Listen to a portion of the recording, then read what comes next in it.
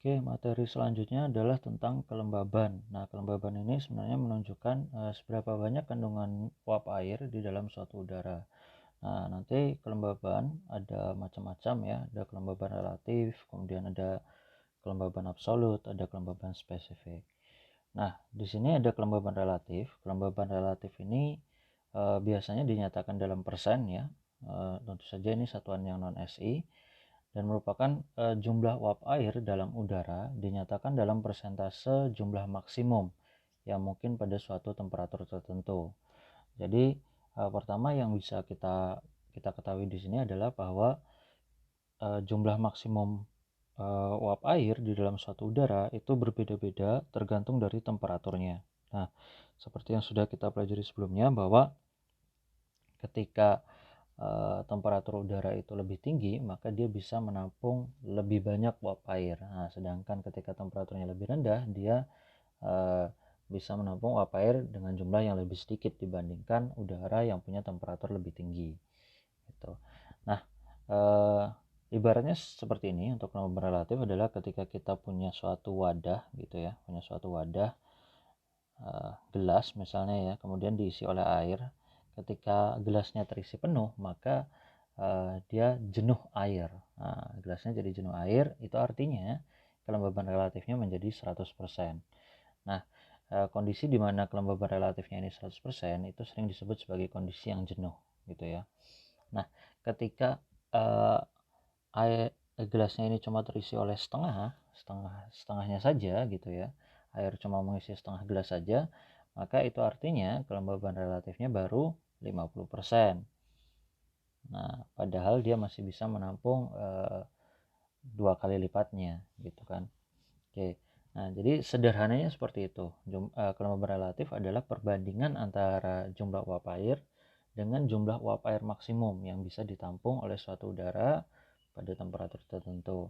Nah, di sini dirumuskan bahwa kelembaban relatif atau relative humidity itu sama dengan tekanan uap ya, tekanan uap vapor pressure PV, ini tekanan uap per saturated vapor pressure atau tekanan uap jenuh. Nah, jadi kondisi dia yang sebenarnya per kondisi dia ketika jenuh dikalikan 100%. Nah, jadi dari sini sebenarnya kita bisa simpulkan bahwa kelembaban relatif sebesar 100% itu bisa diperoleh ketika PV-nya itu sama dengan PS, ketika tekanan uapnya sama dengan kondisi ketika dia jenuh atau tekanan uap jenuh. Nah, ketika PV sama dengan PS, maka ini hasilnya akan 1 gitu kan. Jadi 1 kali 100% sama dengan 100%, sehingga kita punya relative humidity yang nilainya 100% gitu. Nah, kenapa relative humidity ini penting? Karena relative humidity 100% itu adalah suatu kondisi di mana uap air itu akan berubah jadi air. Nah, jadi uap air ini bisa berubah menjadi air, mengalami kondensasi ketika dia sudah jenuh. Nah, sudah jenuh uap air, artinya uap airnya itu sudah maksimum yang bisa dikandung oleh suatu udara, sehingga nanti dia jadi jenuh dan berubah menjadi air gitu ya. Oke, nah ketika dia mengalami kondensasi berubah jadi air, uap airnya berubah jadi air, mengalami kondensasi, dia akan berubah menjadi yang kita sebut sebagai awan gitu ya. Nanti kalau misalnya dia posisinya dekat dengan permukaan atau ada di permukaan, namanya kabut. Nah, kabut itu sebenarnya awan juga. Nah, awan ini itu berupa tetes-tetes air gitu. Jadi ketika kita menyentuh awan gitu ya, tangan kita akan basah gitu, karena memang awan ini ya air gitu, tetes-tetes air. Oke, nah artinya apa? Artinya ketika kita tahu di mana posisi atau pada suhu berapa kelembaban relatif 100% itu bisa tercapai, kita bisa tahu di mana posisi awan atau pada temperatur berapa dia akan terbentuk. Gitu. Jadi kita tahu kondisi kondensasinya akan terbentuk di mana dan pada temperatur berapa. Gitu. Makanya di sini disebutkan bahwa kelembaban relatif itu sangat berguna untuk menentukan di mana kabut atau awan akan terbentuk, karena kondisi uap air kondensasi uap air ke bentuk butir awan atau kabut itu terjadi ketika RH-nya mencapai nilai 100%. Jadi awan pasti akan terbentuk di posisi di mana RH-nya 100% dan di temperatur di mana pada temperatur tersebut RH-nya atau relative humidity-nya sama dengan 100%. Oke.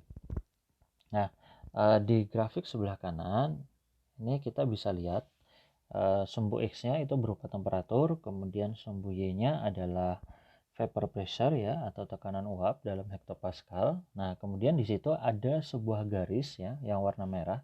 Di situ disebutkan bahwa garis merah tersebut adalah tekanan uap jenuh. Nah, artinya dia merupakan PS ya. Ini PS. Nah, sedangkan yang ini tadi ini adalah PV, vapor pressure. Kemudian yang garis merah adalah saturated vapor pressure atau tekanan uap jenuh. Nah, di sini dicontohkan kita punya suatu parsel udara ya yang warnanya orange ini. Parsel udara ini dia berada di bawah garis merah. Nah, itu artinya apa? Artinya parsel udara tersebut itu belum jenuh. Nah, jadi suatu parsel udara itu akan jenuh ketika dia menyentuh garis merah tersebut. Nah, jadi misal aku punya suatu titik nih. Aku punya suatu titik di sini. Nah, ketika aku punya suatu titik di sini, maka tekanan vapor pressure-nya, PV-nya itu akan sama dengan tekanan saturated-nya, saturated vapor pressure-nya. Karena di sini dia punya PV itu sama dengan 10 ya misalnya. Saturated vapor pressure-nya berapa? Sama, 10 juga. Karena ini kan garis saturated vapor pressure ya. Jadi di garis tersebut tekanan uap jenuh itu sama dengan tekanan uap. Gitu. Sehingga ketika suatu parsel udara itu menyentuh garis tersebut, ya dia jadi jenuh, kelembaban relatifnya jadi 100%. Nah, sedangkan ketika dia masih di bawah garis tersebut, berarti tekanan uapnya lebih rendah dibandingkan tekanan uap jenuhnya. Misal seperti yang ada pada contoh di sini ya, yang warna orange ini, parsel udara yang warna orange, kita bisa lihat di situ bahwa tekanan uapnya itu sama dengan 18 misalnya ya. 18 hektopascal. Berapa tekanan uap jenuhnya? Tekanan uap jenuhnya ini berapa? 25. Nah, tekanan uapnya 15, tekanan uap jenuhnya 25. Berarti dia kelembaban relatifnya pasti tidak 100% gitu karena nilai perbandingannya kurang dari 1 gitu. Nah, dia baru jadi 100% ketika nanti terjadi proses perpindahan nih dari posisi ini pindah ke posisi jenuhnya yang posisi kuning di atas itu gitu. Oke.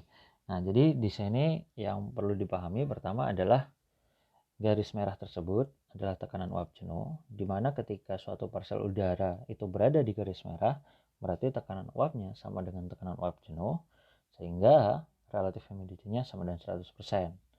Nah, ketika suatu udara berada di bawah garis merah, artinya relative humidity-nya belum 100%. Gitu ya.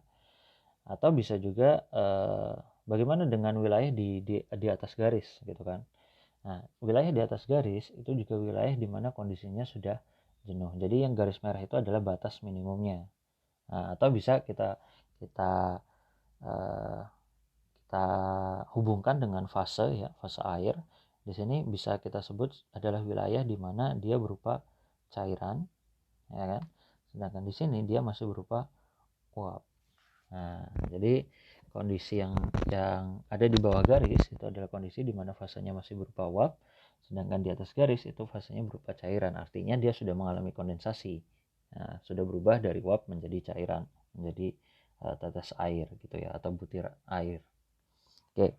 Nah, dari contoh ini kita bisa lihat bahwa parsel udara yang dia belum jenuh, yang posisinya masih ada di bawah garis merah, itu bisa jadi jenuh dengan dua cara. Nah, dua caranya gimana? Pertama, parsel udara ini kita geser ke kiri. Nah, artinya temperaturnya itu diturunkan pada tekanan yang tetap. Nah, tekanan uap yang tetap ya. Jadi yang pertama bisa dengan cara temperaturnya diturunkan pada tekanan uap yang tetap. Nah, Ketika temperaturnya diturunkan pada tekanan uap yang tetap, lama-kelamaan si partikel udara ini akan menyentuh garis merah, sehingga dia akan menjadi jenuh, relative humidity-nya menjadi 100% dan kondensasi akan terjadi. Nah, kondisi nyatanya di alam gimana supaya temperatur partikel udara ini turun suhunya? Ya dengan cara udaranya bergerak ke atas. Ketika udara bergerak ke atas, maka temperatur udaranya itu akan turun, temperatur partikel udaranya akan turun, sehingga lama-lama dia akan menjadi jenuh gitu ya. Jadi penurunan temperatur ini bisa terjadi ketika partikel udara bergerak ke atas. Oke, kemudian cara yang kedua yaitu dengan cara si partikel udaranya ini digeser ke atas. Nah, sehingga dia akan menyentuh garis merah. Tadi kan digeser ke kiri ya, menyentuh garis merah. Bisa juga dia digeser ke atas sehingga menyentuh garis merah. Nah, kalau dia digeser ke atas artinya apa? Artinya kita sedang meningkatkan tekanan uapnya. Jadi tekanan uapnya itu ditingkatkan pada temperatur yang tetap. Nah, ketika tekanan uapnya naik, yang terjadi apa? PV-nya jadi makin besar. Nah, ketika PV-nya nanti makin besar hingga nilainya sama dengan PS, maka relative humidity-nya akan menjadi 100%. Gitu ya. Nah, jadi ada dua cara utama. Pertama, temperaturnya diturunkan. Yang kedua, tekanan uapnya dinaikkan. Nah, kalau tadi temperatur diturunkan itu bisa dengan cara udaranya bergerak ke atas. Sedangkan untuk tekanan uap dinaikkan ini caranya gimana? Dengan cara evaporasi. Nah, jadi ketika terjadi evaporasi permukaan, nah ketika kita punya air ya di bagian permukaan bumi, kemudian dia mengalami evaporasi, maka air tersebut akan berubah menjadi uap air. Uap airnya pergi kemana? Ke udara. Nah, ke udara di atasnya. Nah, sehingga dia akan menambah jumlah uap air di dalam udara. Ketika jumlah uap airnya bertambah, maka tekanan uapnya juga akan bertambah gitu. Jadi kondisi yang kedua ini kalau di alam bisa terjadi dengan cara evaporasi permukaan ya, sehingga uap airnya masuk ke udara di atasnya.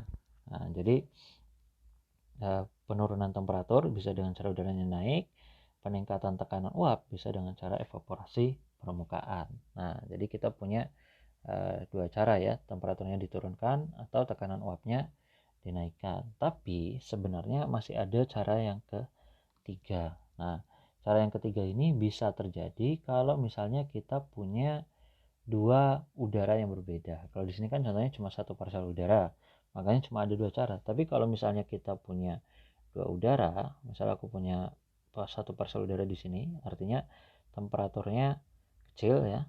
Nah, temperaturnya kecil, tekanan uapnya juga kecil. Artinya apa? Uap airnya berarti sedikit. Nah, ini juga bisa untuk menggambarkan ya kondisi di mana ketika temperaturnya tinggi itu tekanan uapnya tinggi, ketika temperaturnya rendah ketika temperaturnya tinggi jumlah uap air yang bisa ditampung lebih banyak, sedangkan ketika temperaturnya rendah jumlah uap air yang bisa ditampung itu lebih sedikit. Nah, ini juga bisa menggambarkan grafik ini. Oke, nah kita punya satu partikel udara di sini, temperaturnya rendah ya, tekanan uapnya kecil. Kemudian kita punya suatu partikel udara di sini juga, masih di bawah juga, partikel udara kedua misalnya ya, dia temperaturnya lebih tinggi, terus tekanan uapnya juga tinggi. Nah, kedua partikel udara ini itu sama-sama berada di bawah garis merah. Artinya apa? Mereka belum jenuh. Tapi kalau misalnya terjadi pertemuan antar partikel udara ini ya, partikel udara ini ketemu, partikel 1 dan partikel 2, sehingga temperatur gabungannya misalnya jadi ada di sini. Nah, titiknya ini, titik gabungannya ya, temperatur gabungannya itu akan mengakibatkan si partikel udara yang bergabung ini itu jadi berada di atas garis merah. Nah, ini garis merahnya, dia ada di atas garis merah. Artinya apa? Dia jadi jenuh. Tuh, jadi bisa juga kondisi relative humidity 100% atau kondisi jenuh itu juga bisa dicapai melalui proses pertemuan dua massa udara yang berbeda temperaturnya.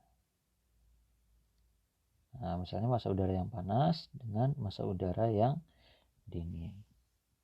Itu juga bisa menyebabkan suatu parsial udara yang tadinya tidak jenuh menjadi jenuh. Oke. Nah, kalau kondisi di alam ini terjadi melalui proses apa?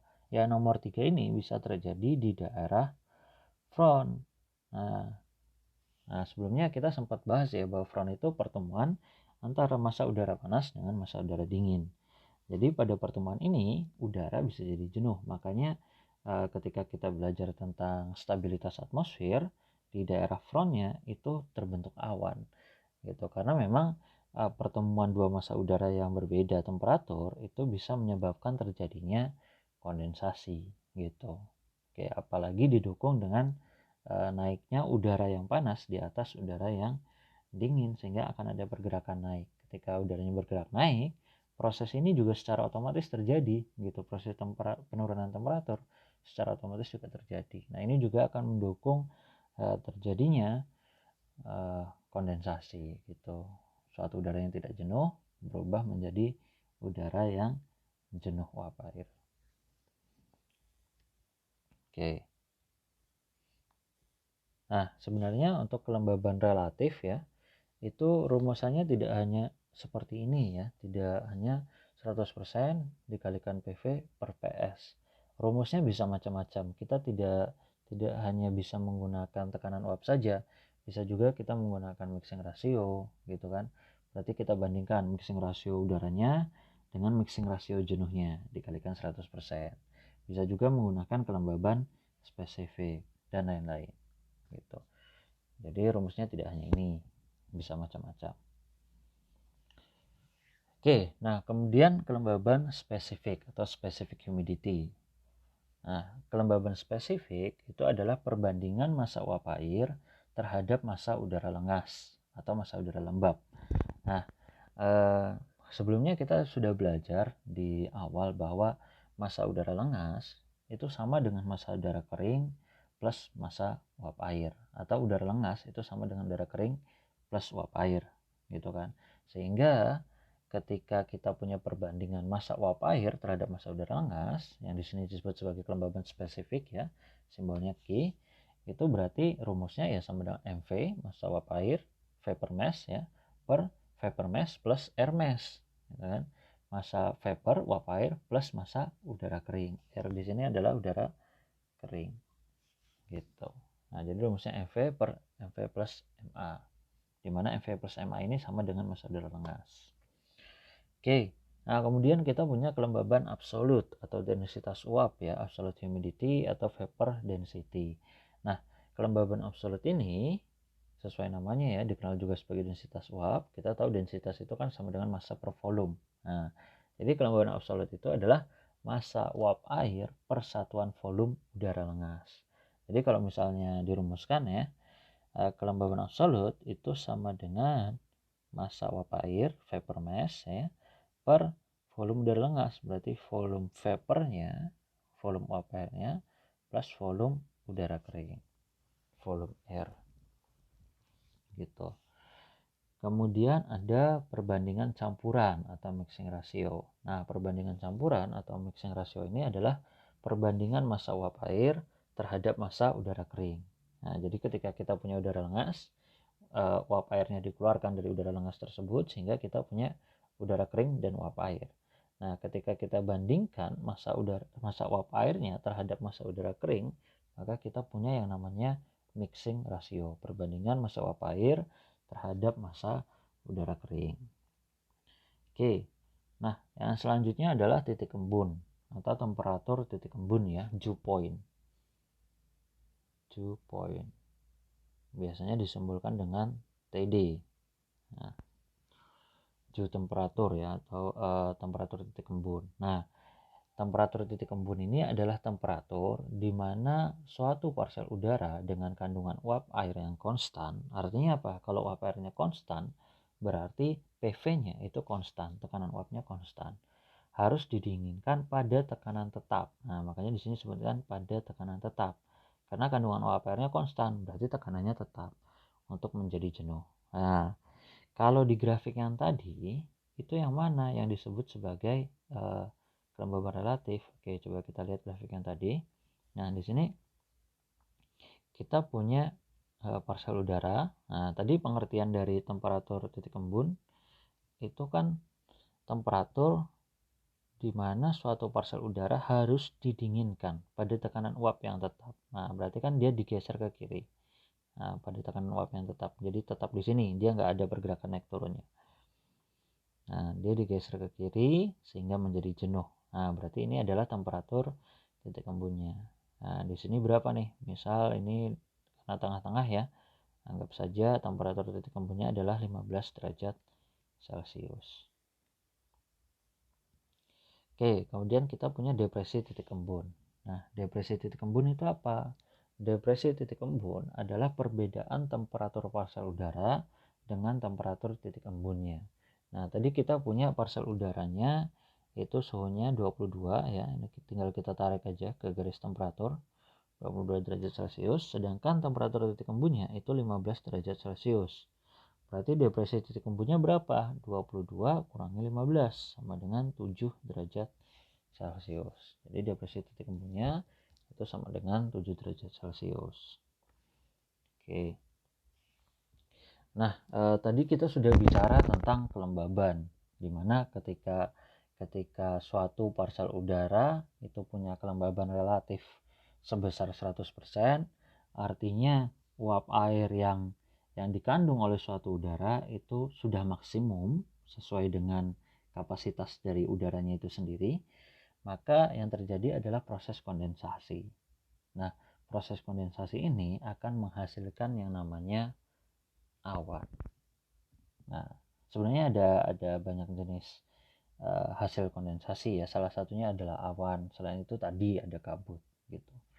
Nah, awan ini karena dia hasil kondensasi, berarti dia berupa butir-butir air, berupa tetes-tetes air. Makanya nanti ketika kita bicara tentang tetes awan, itu berarti kita sedang bicara tentang tetes air gitu ya. Sudah bukan bicara tentang uap air lagi. Nah, yang akan kita pelajari nanti tentunya adalah pembentukan awan di Indonesia, kemudian proses yang bekerja di dalam awan tersebut itu seperti apa gitu. Nah, pertama pembentukan awan di Indonesia dulu. Ini penting karena kita tinggal di Indonesia, jadi kita harus tahu bagaimana pembentukan awan di Indonesia. Nah, yang jelas adalah awan itu bisa terbentuk ketika ada pergerakan udara ke atas. Nah, ini sudah kita pelajari pada video-video sebelumnya. Jadi ketika ada udara bergerak ke atas, maka akan terbentuk awan karena terjadi penurunan suhu ya. Ketika dia mencapai suhu titik embun, ya dia akan mengembun gitu kan, kondensasi menjadi awan. Oke. Nah, proses udara bergerak ke atas itu sebenarnya ada macam-macam. Ada beberapa cara supaya udara itu bisa bergerak ke atas kemudian berubah menjadi awan gitu ya, mengalami kondensasi. Nah, ada 4 cara utama. Yang pertama melalui proses yang disebut sebagai proses konveksi. Nah, proses konveksi ini yang mana? Proses konveksi ini kalau di video sebelumnya itu kita pelajari sebagai kondisi tidak stabil mutlak. Nah, itu adalah proses konveksi. Karena gini, ketika kita punya matahari gitu ya, dia memanaskan permukaan, maka temperatur permukaan akan meningkat. Nah, ketika temperatur permukaan meningkat, dia akan konduksi dengan udara di atasnya karena dia bersentuhan dengan udara di atasnya. Akibatnya apa? Udara di atasnya jadi panas juga, temperaturnya juga jadi meningkat. Jadi kita punya temperatur udara di atasnya jadi meningkat. Dia jadi lebih tinggi temperatur partial udaranya, jadi lebih tinggi dibandingkan temperatur udara di sekitarnya daripada temperatur lingkungan. Nah, efeknya apa? Dia jadi lebih ringan, ya kan? Karena dia bisa mengandung lebih banyak uap air, sehingga dia jadi lebih ringan, mengalami buoyancy, dia naik ke atas. Nah, sebenarnya proses ini adalah proses konveksi, proses transfer panas. Proses konveksi kan transfer panas ya, yang disertai dengan pergerakan medium. Nah, kenapa ini disebut sebagai proses konveksi? Karena sebenarnya kita punya udara panas di bagian bawah yang bersentuhan langsung dengan permukaan, dan di bagian atas kita punya udara yang dingin. Nah, maka akan ada transfer panas dari bagian yang panas ke bagian yang dingin. Nah, karena dia berupa fluida, nah pada fluida proses transfer panas itu terjadi dengan cara pergerakan fluidanya itu sendiri. Seperti contohnya pada saat kita memanaskan air gitu kan. Ketika kita memanaskan air dari air ke panci, dari api ke panci, dari api ke panci, itu terjadi proses transfer panas secara konduksi. Kemudian dari panci ke air yang bersentuhan dengan pancinya itu juga secara konduksi.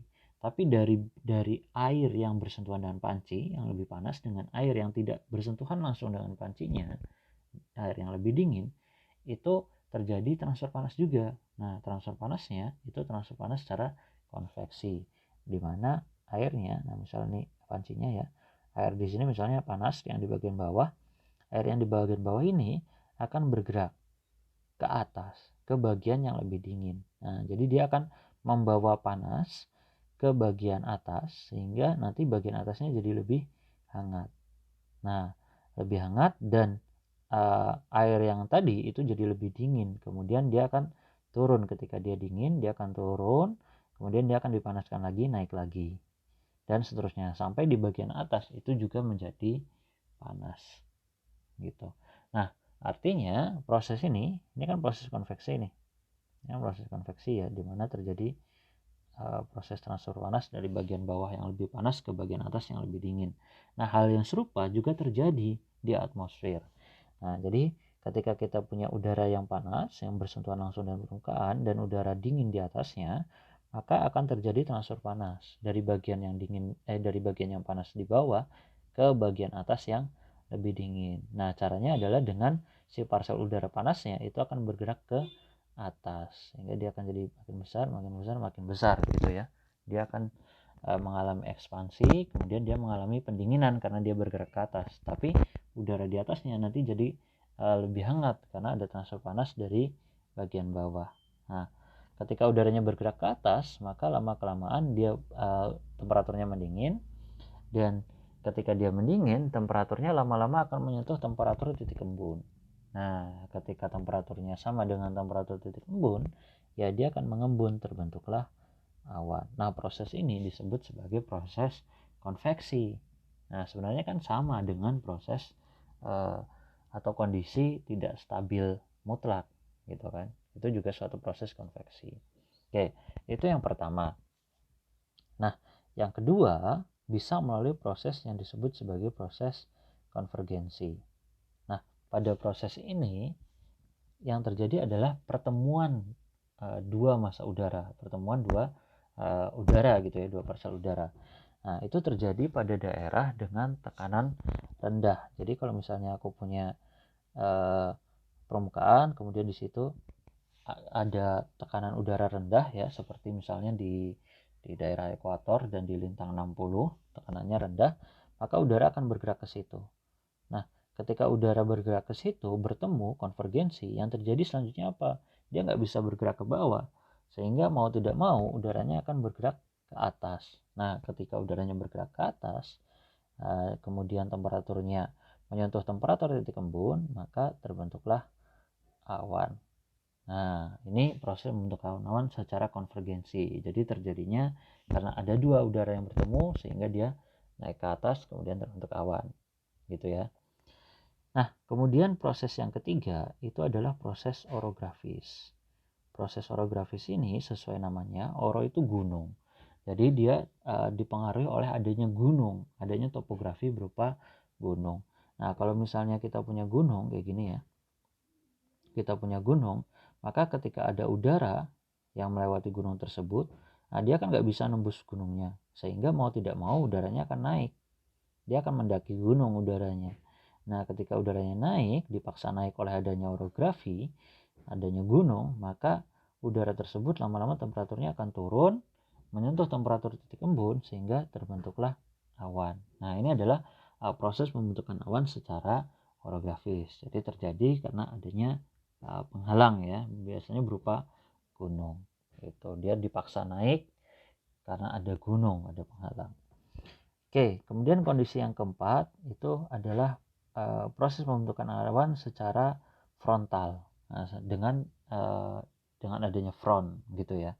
Karena ketika kita punya dua pertemuan massa udara, misalnya massa udara yang warm ya, yang hangat, bertemu dengan massa udara yang cold, yang terjadi apa? Ketika udara warm ketemu sama cold, pasti udara warmnya akan naik di atas udara yang cold. Kenapa? Karena kita tahu udara yang lebih hangat itu lebih ringan dibandingkan udara yang lebih dingin. Nah, mau nggak mau yang lebih ringan ini pasti akan selalu berada di atas udara yang lebih berat, yang lebih dingin gitu, karena ada efek apungan ya, efek buoyancy. Nah, akibatnya apa? Udara yang warm ini akan bergerak ke atas.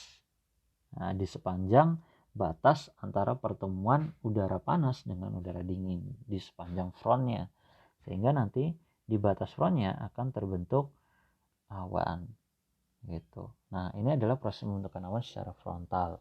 Nah, jadi di sini bisa kita simpulkan bahwa secara garis besar awan itu bisa terbentuk ketika ada pergerakan udara ke atas. Itu yang pertama. Kemudian yang kedua, proses pembentukan awan itu bisa terjadi karena udaranya naik sendiri atau karena udaranya dipaksa naik.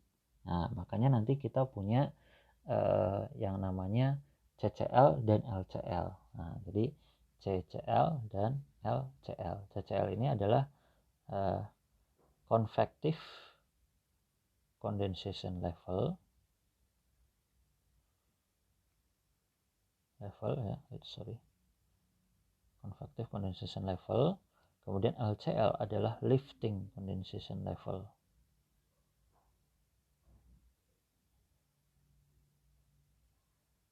Nah, condensation level ini apa? Condensation level itu adalah ketinggian di mana kondensasi terjadi. Nah, dibagi jadi dua, convective condensation level dan lifting condensation level. Kenapa? Karena tadi proses udara naik itu bisa karena dia naik sendiri, itu adalah proses yang konvektif, dia naik sendiri karena suhunya lebih panas daripada suhu udara di sekitarnya ya, atau suhu lingkungan. Atau bisa juga karena dia dipaksa naik, diangkat, lifting. Nah, makanya ketika prosesnya adalah proses pengangkatan, maka namanya lifting condensation level, nama level kondensasinya. Tapi ketika prosesnya adalah udaranya naik sendiri melalui proses konveksi, maka nama condensation levelnya adalah convective condensation level. Gitu. Jadi bisa dibagi secara general jadi dua ya, melalui udaranya itu naik sendiri atau dipaksa naik, diangkat. Nah, lebih detailnya lagi dibagi jadi 4 ini. Nah, jadi yang naik sendiri itu konveksi, sedangkan yang diangkat itu adalah proses konvergensi, orografis, dan frontal. Itu tiga-tiganya udaranya diangkat. Yang pertama melalui proses pertemuan udara, sehingga mau nggak mau dia harus naik ya ke atas, atau melalui proses orografis, karena ada penghalang berupa gunung, mau nggak mau dia harus mendaki gunungnya ya, dan melalui proses frontal. Nah, dia udara yang hangat ini mau tidak mau dia harus naik di atas udara yang lebih dingin sehingga terjadi pergerakan udara ke atas. Nah, gitu. Jadi kalau secara detail dibagi jadi 4 ini. Nah, jadi pertama awan naik karena udaranya naik ya. Awan terbentuk karena udaranya naik. Kemudian udara naik itu bisa karena dia naik sendiri atau bisa karena dia diangkat. Nah, proses dia naik sendiri itu konveksi, proses dia diangkat nanti ada 3 proses ini. Nah, konvergensi, orografis, dan frontal gitu ya. Nah, kemudian kita kembali ke statement di awal, pembentukan awan di Indonesia. Nah, apakah semua proses ini terjadi di Indonesia? Tidak.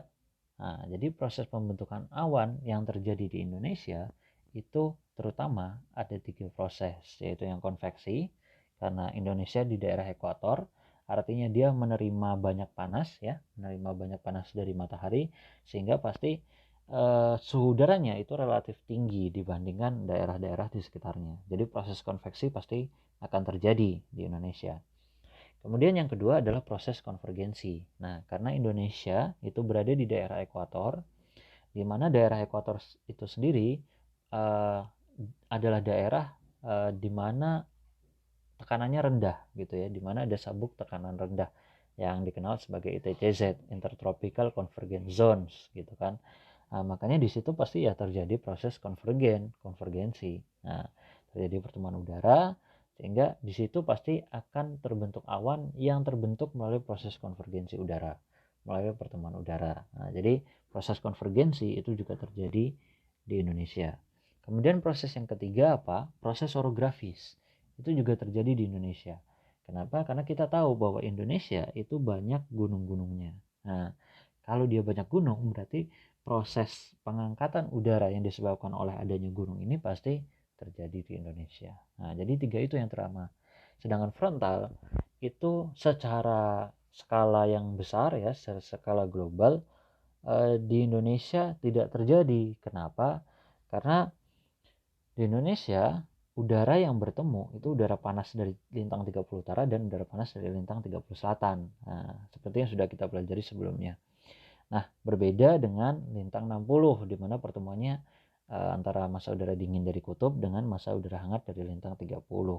Nah, sehingga frontal ini lebih umum terjadi di daerah-daerah subtropis, di daerah lintang 60 gitu, di daerah lintang tinggi lebih sering terjadinya. Nah, sebenarnya di skala yang lebih kecil, skala lokal, frontal terjadi yaitu pada sea breeze front. Nah, ketika kita punya daratan, kemudian kita punya lautan ya, misalnya lautan, ketika ada angin laut sea breeze gini ya, bergerak. Nah, di sini angin laut ini kan dia membawa banyak uap air ya. Dia membawa banyak uap air sehingga nanti akan ada pertemuan massa udara nih. Di sini kan temperaturnya rendah ya. Tekanannya tinggi. Nah, sedangkan di daratan itu temperaturnya tinggi. Tekanannya rendah. Artinya sebenarnya kita punya dua massa udara yang berbeda nih. Di atas daratan temperaturnya tinggi, di atas lautan temperaturnya rendah. Sehingga ketika udara yang temperaturnya rendah ini bergerak ke arah daratan, maka udara yang temperaturnya dingin akan bertemu dengan udara yang temperaturnya tinggi, sehingga di sini akan terbentuk front nih. Nah, terbentuk front, kemudian udara yang temperaturnya lebih tinggi ini akan naik di atas udara yang temperaturnya lebih rendah, sehingga di sini akan terbentuk awan gitu ya, udaranya naik, terbentuk awan. Nah, ini sebenarnya miniatur dari front dingin, ini dikenal sebagai sea breeze front atau front angin laut gitu. Nah, terjadi juga di daerah tropis, terutama daerah kepulauan seperti Indonesia ya. Cuma proses frontal yang dimaksud di sini adalah proses frontal yang skalanya lebih luas gitu. Jadi kalau di Indonesia ya tiga proses inilah yang utama: konveksi, konvergensi, dan orografis. Oke, nah kemudian di situ ada pernyataan ketiga, ada statement ketiga ya, bahwa butir air super dingin itu bisa terbentuk jika dalam awan tidak ada inti sublimasi. Nah, ini sebenarnya berkaitan dengan proses yang terjadi di dalam awan ya. Jadi ketika suatu parsel udara itu mengalami pendinginan, kemudian menyentuh temperatur titik embun, maka udaranya akan mengembun, berubah jadi awan. Nah, tapi sebenarnya supaya udara itu bisa mengembun, bisa mengalami kondensasi, berubah jadi awan, tidak cukup hanya dengan relative humidity 100%. Nah, ini sebenarnya salah satu syarat ya. Jadi uap airnya harus cukup, yang artinya kapasitasnya harus terisi penuh. Artinya relative humidity-nya harus 100%. Itu tentu saja salah satu syaratnya. Tapi ada syarat yang kedua, yaitu inti kondensasi. Nah, jadi harus ada aerosol yang berperan sebagai inti kondensasi tempat uap air itu nempel. Karena kalau uap airnya nggak nempel di suatu permukaan, dia nggak bisa kondens gitu. Kalau nggak ada inti kondensasinya, dia nggak bisa kondens. Nah, jadi sebenarnya relative humidity 100% saja tidak cukup. Relative humidity 100% plus inti kondensasi baru bisa terjadi proses kondensasi gitu ya, baru terjadi proses perubahan dari uap air menjadi air. Nah, sebenarnya nanti inti kondensasi ini juga akan berpengaruh terhadap relative humidity. Nah, nanti dia bisa mengakibatkan suatu kondensasi itu terjadi di relative humidity yang kurang dari 100%. Misal di relative humidity 85%, 90%, itu bisa jadi sudah terjadi kondensasi karena adanya inti kondensasi ini. Karena nanti inti kondensasi itu punya efek ya. Ada beberapa efek, ada yang namanya soluble effect, kemudian kita juga punya curvature effect. Cuma ini nantilah itu akan dipelajari pada materi yang lebih detail ya. Oke, nah intinya kita butuh relative humidity 100% dan kita butuh inti kondensasi supaya kondensasi bisa terjadi. Nah, setelah kondensasi terjadi, dia jadi air. Kemudian kalau udaranya masih naik, maka proses pendinginan masih berjalan tuh. Proses pendinginan masih berjalan. Sehingga dari temperatur titik embun dia akan turun terus suhunya sampai dia menyentuh freezing point, temperatur pembekuan gitu kan. Nah, tapi ketika dia temperaturnya sudah menyentuh temperatur pembekuan, freezing point, misalnya freezing pointnya misalnya 0 derajat ya. Jadi kalau misalnya kita punya awan yang dia temperaturnya kurang dari 0 derajat, kurang dari atau 90 derajat, dengan asumsi 0 derajat itu adalah freezing pointnya ya, temperatur pembekuannya, maka awan ini itu kita kenal sebagai awan dingin istilahnya. Awan dingin. It's awan dingin. Nah, sedangkan ketika temperaturnya itu lebih dari 0 derajat, itu kita sebut sebagai awan hangat. Nah, air tentu saja terbentuk di awan hangat. Nah, jadi di mana temperaturnya itu lebih dari 0 derajat. Nah, jadi antara TD sampai 0 derajat itu awannya awan hangat. Nah, kurang dari 0 derajat awannya adalah awan dingin. Nah, artinya apa? Di situ nanti airnya akan berubah menjadi es. Nah, karena itu suhu freezing ya, suhu pembekuan, ya airnya akan membeku jadi es. Cuma airnya tidak akan membeku jadi es jika tidak ada inti sublimasi. Nah, jadi tadi untuk suatu udara itu berubah mengalami kondensasi butuh inti kondensasi. Dan untuk udara berubah jadi es itu butuh inti sublimasi. Nah, ini terutama supaya uap airnya itu bisa menjadi es ya. Kalau airnya menjadi es nanti ada beberapa proses yang bisa terjadi. Nah, supaya air itu bisa berubah jadi es gitu ya. Tapi supaya uap airnya itu berubah jadi es mengalami sublimasi itu butuh inti sublimasi. Nah, ketika misalnya tidak ada inti sublimasi, yang terjadi apa? Butir airnya tetap akan jadi butir air gitu, cuma dia suhunya sangat dingin. Nah, ketika suhunya sangat dingin, butir air ini disebut sebagai butir air super dingin gitu ya, kecuali nanti dia mencapai suhu di mana terjadi yang namanya spontaneous freezing, yaitu ketika suhunya turun terus sampai suhu sekitar minus 48 derajat Celcius, baik ada inti sublimasi maupun tidak ada inti sublimasi, uap air di situ akan freezing ya. Air dan uap air di situ akan freezing menjadi es gitu. Walaupun tidak ada inti sublimasi. Tapi di atas suhu tersebut, di atas suhu minus 48 itu butuh inti sublimasi supaya bisa terbentuk es. Seperti itu. Kalau tidak, dia akan tetap berupa butir air yang dikenal sebagai butir air super dingin.